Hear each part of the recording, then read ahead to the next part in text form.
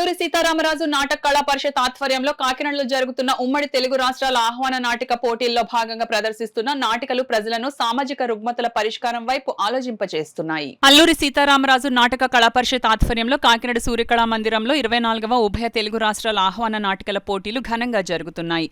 అందులో భాగంగా శుక్రవారం రాత్రి ప్రదర్శించబడిన 2 నాటికలు ప్రేక్షకులను ఎంతగానో ఆకట్టుకున్నాయి. వెలగలేరు థియేటర్ ఆర్ట్స్ వారు ప్రదర్శించిన రాత నాటికలో పర్యావరణ కాలుష్యకారకమైన పరిశ్రమలు వాటి వల్ల కలిగే అనర్థాలను గురించి వివరిస్తూ ఆలోచనాత్మకంగా పాత్రధారులు తమ పాత్రలకు రక్తి కట్టించారు. అలాగే కట్లపాడు ఉషోదయ కళానికేతన్ వారు ప్రదర్శించిన విముక్తి నాటిక గంజాయి సాగు చేయవద్దంటూ, గంజాయిని విక్రయించవద్దంటూ, యువత భవిష్యత్తును నాశనం చేయవద్దంటూ సందేశాత్మకంగా సాగింది.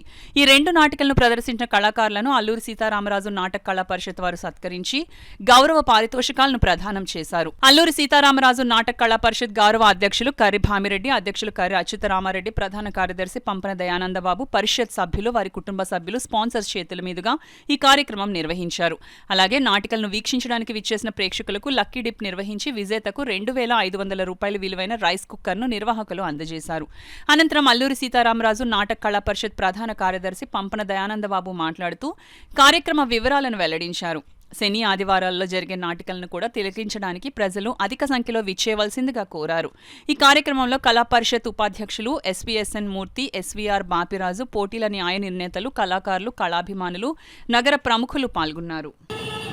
జాతీయ స్థాయిలో అవార్డు కొట్టి నేషనల్ మీడియాకి ఇంటర్వ్యూ ఇచ్చి ఆ ఫ్యాక్టరీని తొలగిస్తాను అని బాల్య వయస్సులోనే ఆ అమ్మాయి చాలా మంచి నిర్ణయం తీసుకుని ఆ ట్రాఫీ అందుకునే ముందు ఆ నేషనల్ మీడియాకి ఇంటర్వ్యూ ఇచ్చింది. అది దేశానికి బాధ్యులైనటువంటి పెద్దల దృష్టికి వెళ్ళింది, మొత్తం భారతదేశం అంతా. వెంటనే ఒక కలంపోటుతో జన సమూహంలో ఉన్నటువంటి ఎటువంటి ఫ్యాక్టరీలని సరే ఇమీడియట్గా నిర్మూలించడానికి గవర్నమెంట్ ఆఫ్ ఇండియా ఆర్డర్ ఇస్తుంది. ఆ ఆనందాన్ని తట్టుకోలేక ఆ అమ్మాయి ఎగశ్వాస వచ్చి ఊపిరంతక చనిపోతుంది. అప్పుడు ఆ తండ్రి పడేటటువంటి బాధ, భగవంతుడా ఏమిటి రాత అని చాలా ఆవేదనకి ప్రేక్షకులందరినీ కూడా చాలా ఆవేదనకు గురి చేసింది నాటకం. మంచి మెసేజ్ ఓరియంటెడ్. అందుచేత పిల్లలకి వాళ్ళ యొక్క అభిరుచులకు అనుకూలంగా తల్లిదండ్రులు చేయవలసిన బాధ్యత. ఇతరత్ర వాళ్ళకి ఏం చేసినా సరే ఏదో రోగాలకి బారిన పట్టడం కానీ లేదో సైడ్ ట్రాక్లో వాళ్ళ జీవితాలు పయనించడం కానీ జరుగుతాయి అని మంచి మెసేజ్ ఇచ్చినటువంటి నాటిక రాత చాలా అద్భుతంగా ప్రదర్శించారు వెలగలేరు థియేటర్స్ వారు. తర్వాత విముక్తి ఇప్పుడు జరుగుతుంది.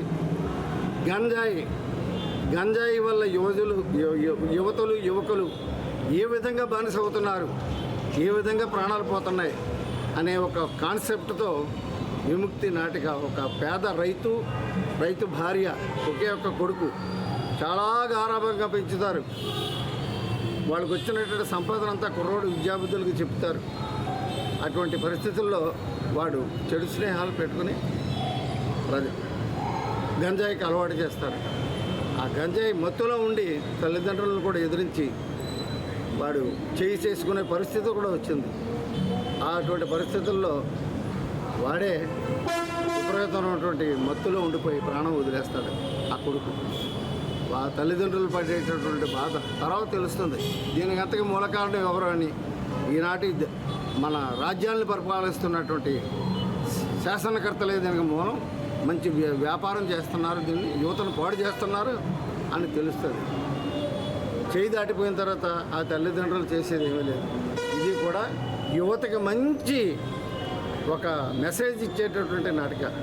చాలా అద్భుతమైనటువంటి ప్రదర్శన ఈరోజు. కాకినాడ నగర పౌరులందరూ కూడా ఇంకా అత్యధిక సంఖ్యలో వచ్చే 2 రోజులు రేపు 13వ తేదీ 14వ తేదీని కూడా ఈ యొక్క మంచి ప్రదర్శనలు ఒక్కొక్క సబ్జెక్టు మీద ఒక్కొక్క పాయింట్ మీద మంచి ప్రదర్శనలు ఉన్నాయి. మూల్యం, స్త్రీ హక్కుల మీద ఒక సబ్జెక్టు హైదరాబాద్ వారు వాడుతున్నారు. అలాగే అమృతం రాల్చిన స్వప్నం అని ఓ నాటిక, స్వప్నం రాల్చిన అమృతం, అది కూడా ఇదే సబ్జెక్ట్. డిఫరెంట్ టైప్స్ ఆఫ్ ప్రజా సమస్యల మీద, ప్రజా జీవితాల మీద వాళ్ళు చేస్తున్నటువంటి ప్రదర్శకులు సమాజానికి మంచి మెసేజ్ని ఇస్తున్నారు. అంచేత నగర పౌరులందరూ కూడా ఈ యొక్క అవకాశాన్ని వినియోగించుకొని మా ఆహ్వానాన్ని మన్నించి థియేటర్కి వచ్చి ప్రదర్శనలు తిలకించవలసిందిగా బాధ్యుడిగా సీతారామరాజు స్మారక కళా వేదిక బాధ్యుడిగా అందరినీ కూడా నేను కోరుకుంటున్నాను.